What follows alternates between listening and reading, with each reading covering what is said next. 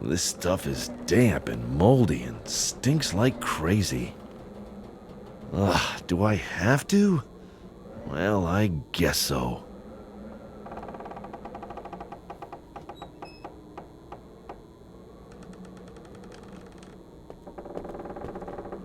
If I manage to hit the trash picker and it falls in the right direction...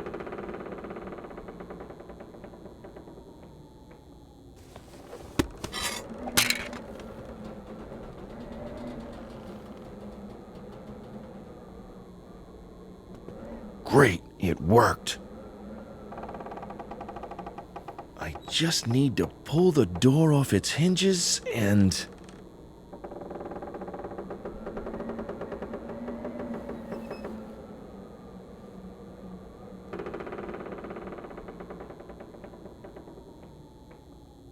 Done. Right. All it takes now is opportunity, a firm whack, and fast legs.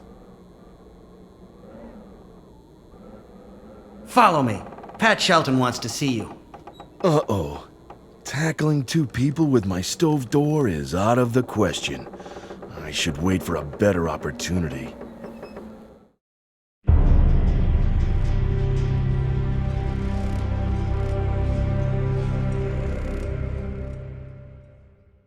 I am so glad you could make it. There is something I would like to show you. Nina! Max! Yes, Nina Kalenkov and Max Gruber. I would love to leave you to properly celebrate your reunion, but we haven't got the time, I'm afraid. The reason for our little gathering is quite simple. There are some things you want to know and some things that I want to know. You claim it is a coincidence that while in two completely different parts of the world, you happen to develop an interest in the very same matter. How can you expect anyone to believe that? That would be highly unlikely, even if you were total strangers. But in your case, and your collaboration with David Correll of the Church Intelligence Service is certainly more than just coincidence. I don't know who you are working for, but you must know more than you have told me. A lot more. And yet, I am sure you do not know everything. So let us make a deal. I will now show you what you want to know. You see, truth is like an eternal flame. You can try to conceal it, try to shade it, but it cannot be extinguished.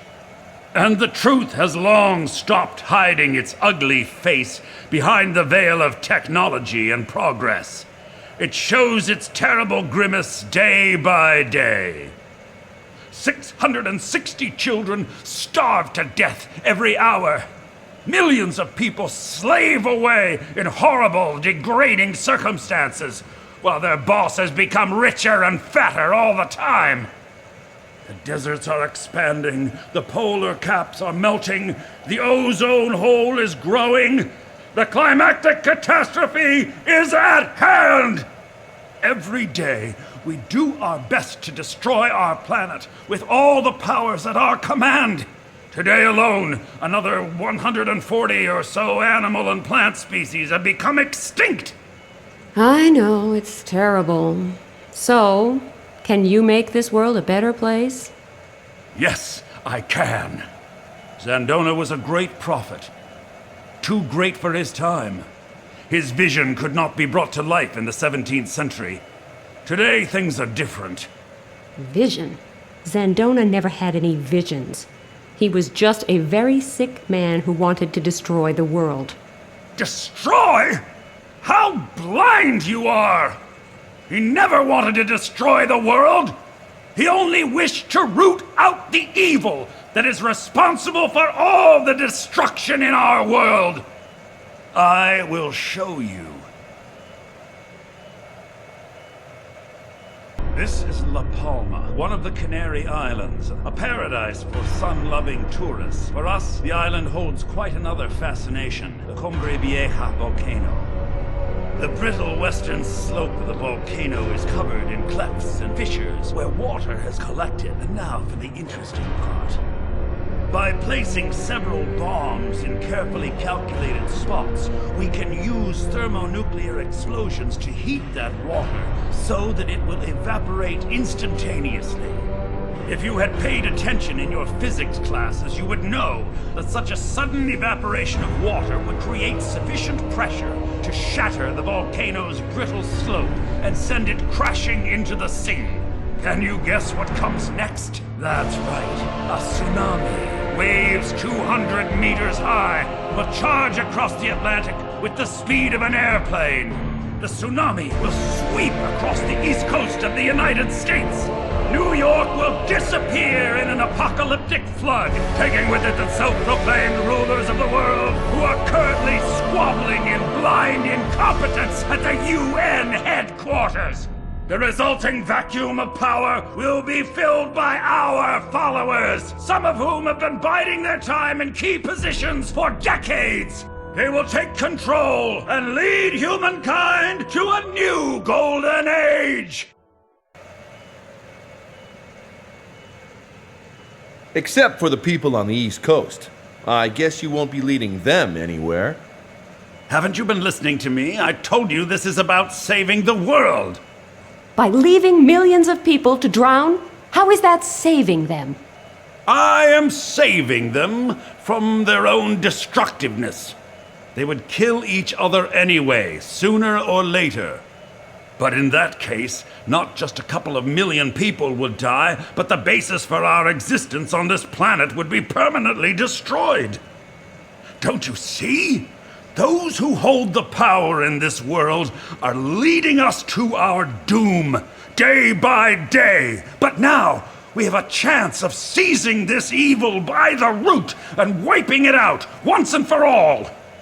Without its rulers, humankind will be as helpless as a flock of sheep without a shepherd. They will turn to God and to Puritas Cordis, for we are the ones who saw the catastrophe coming and who know how to avert any further disasters. And nobody suspects that Puritas Cordis caused those disasters in the first place.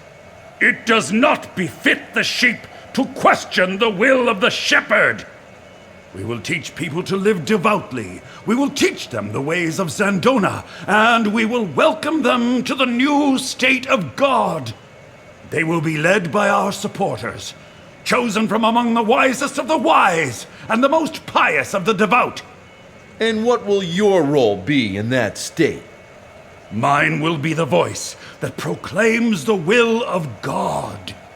In other words, you will rule over all the rest. So this is really about power, as always. Certainly, the power of the Lord. But that's enough of me, enough of us. I have fulfilled my part of the bargain and told you much that you probably did not know. At least, not in so much detail. Now it's your turn to uphold your end.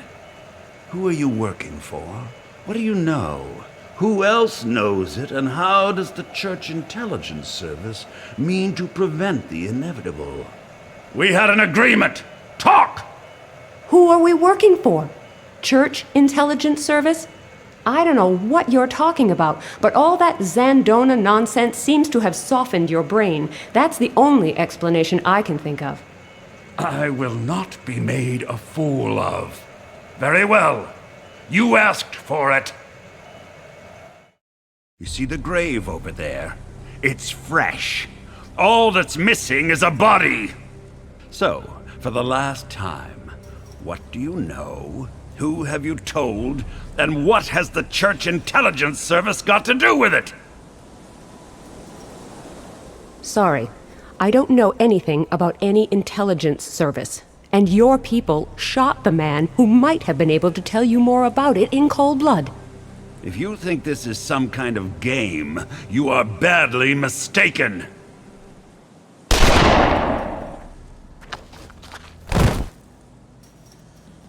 A totally unnecessary death, brought on by your own foolish stubbornness. I shall give you some time to think about the error of your ways. Maybe you will be a bit more cooperative when we talk again. Take her to the cell.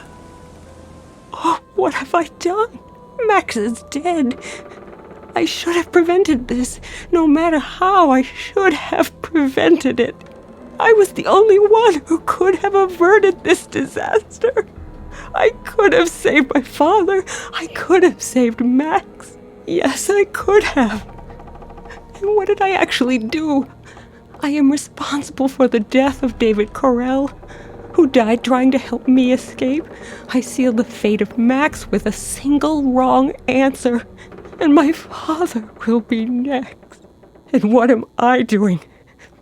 Sitting here in a cell, waiting for it all to end. I hope it will be over soon.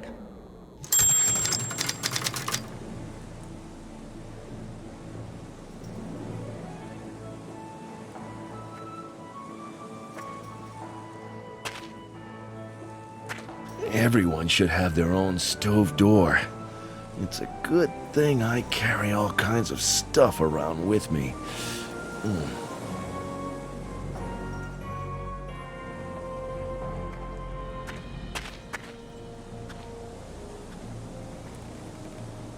The gravestone bears the name Fifi. So this is where the dog is buried. The charred remains of a doghouse.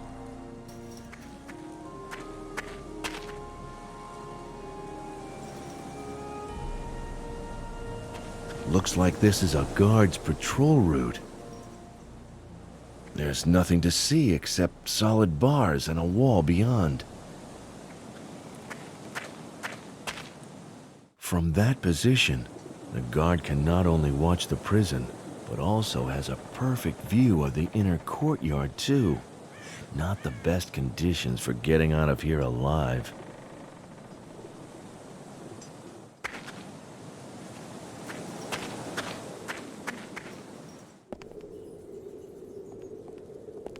Well, hello. You're not mourning my death, are you? Max! Max, you're alive! Shh, not so loud. Otherwise, that might change pretty quickly. Max, you have no idea how glad I am to see you. Who would have thought I'd ever hear you say that? Ms. Kalenkov, you amaze me. Of course. You don't have any witnesses. Never mind. If seeing me return from the dead makes you this happy, maybe I should do it more often. Just as crazy as ever, I see. Would you really want that to change? No, not really. But how come you're still alive? I'll explain later. For now, let's concentrate on finding a way out of here. Agreed. Do you have a plan? No, not yet. You know me. But we'll think of something. Okay, but be quick about it. Pat Shelton might come back at any minute. By the way, in case I haven't mentioned it yet, I'm glad you're still alive. I just love hearing you say that.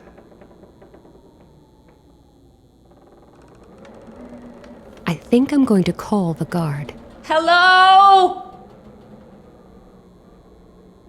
What's up? Why are you yelling like that? Would you mind telling me why you're keeping me prisoner here? What do you want with me? That's none of your business.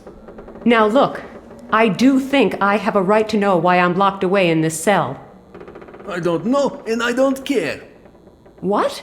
You don't know either? No, and I don't need to. All I know is you're not allowed to leave here.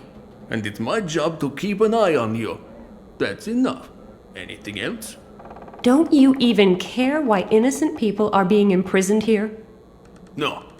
I care about how Tom Tomsk played. That's all. Tom-toms? Are you learning to play the drums then? Huh? Tom Tomsk is my local club. Perhaps not Russia's most successful soccer team, but undoubtedly the best. People are being held here against their will, and all you care about is soccer? Yes. Anything else? These restraints hurt a lot. Could you please untie me? Are you yanking my chain?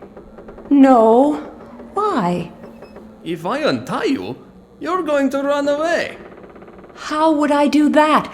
I'm still locked up in this cell. And I wouldn't stand a chance against a strong guy like you. That's true. Well, No, I can't. The boss would kill me on the spot.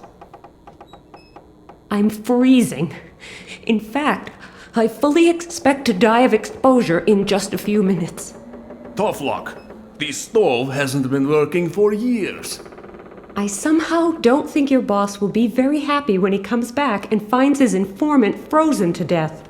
Stop whining already. It's not all that cold in here. Oh, sure. You can keep warm by moving around. I don't have that option for obvious reasons. I am totally convinced that you're just trying to annoy me. But fine. I'll have a look at the thermometer.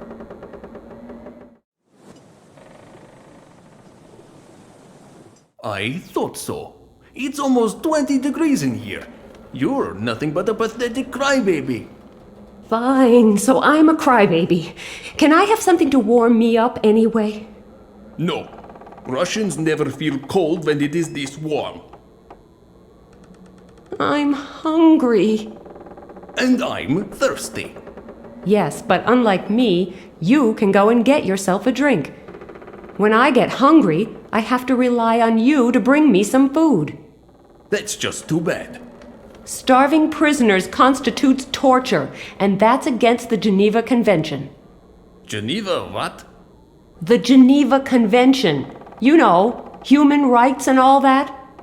Never heard of it, and not interested either. You don't have to be. All you have to be interested in is the fact that I'm hungry. You're getting on my nerves. I know. Do I get to eat now? No! That will do for now. Go ahead. Leave me to my misery. As you say.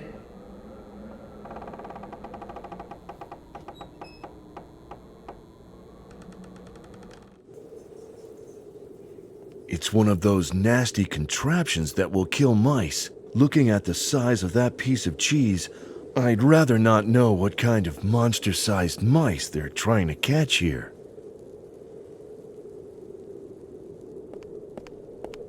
Yes, this should work.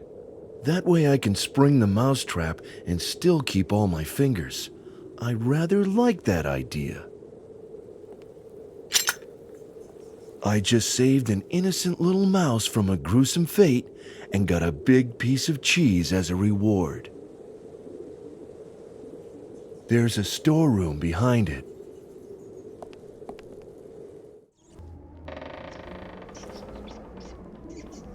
A pile of soccer magazines, aptly titled 11 Friends. Soccer tips aren't going to help me now. I might as well leave them here.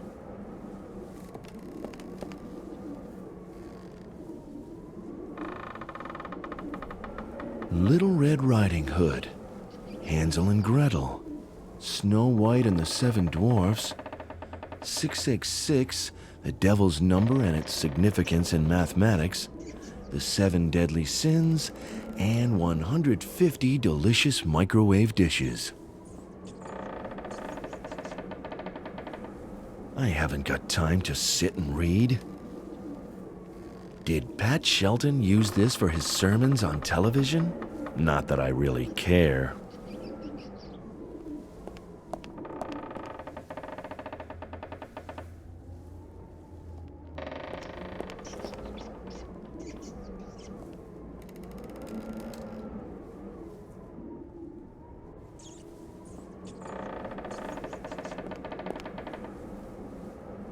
It actually still works, but there's no game inserted.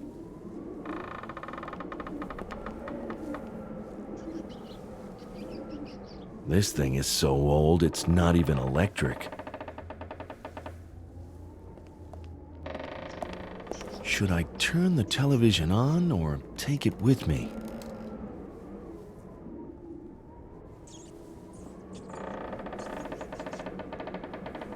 A rickety old table. The yard is that way, but the minute I step outside, the guard will see me. Not a good idea.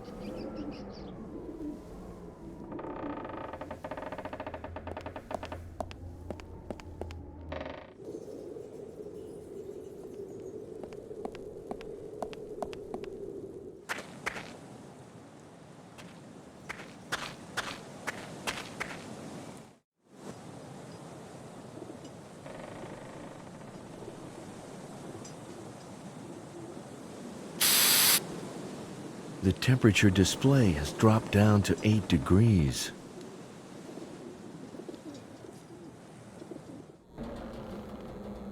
I think I'm going to call the guard. Hello? What's up? Why are you yelling like that? It's cold in here. Not just a bit chilly, but really freezing. Cold? It sometimes gets cold in January in Siberia. Very funny. But you'll soon stop laughing when your boss finds out I can't help him anymore, because I've frozen to death.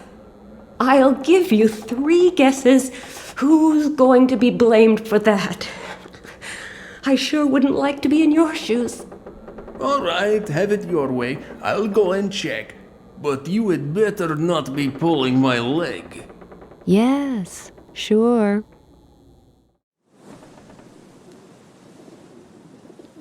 What do you know? You're right. Looks like the temperature has dropped quite a bit. It's down to a mere 8 degrees Celsius now. That's odd. I still feel cozy and warm. It's probably the vodka. So, can I have something to warm me up now? Share my vodka? Forget it! But I'm sure that nobody needs this cowl here. I can cover you with that. Don't do anything stupid though. Right. And now, be quiet. All right. Thanks. That will do for now. Go ahead. Leave me to my misery. As you say.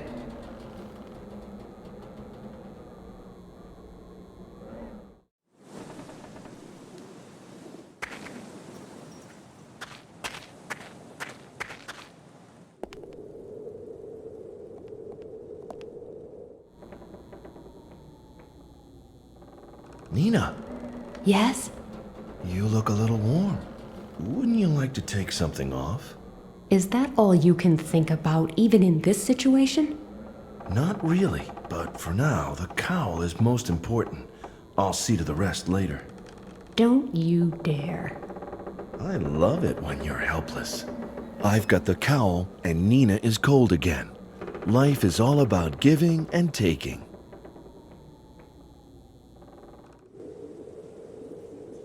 It's the perfect disguise, as long as I'm not forced to remove the hood.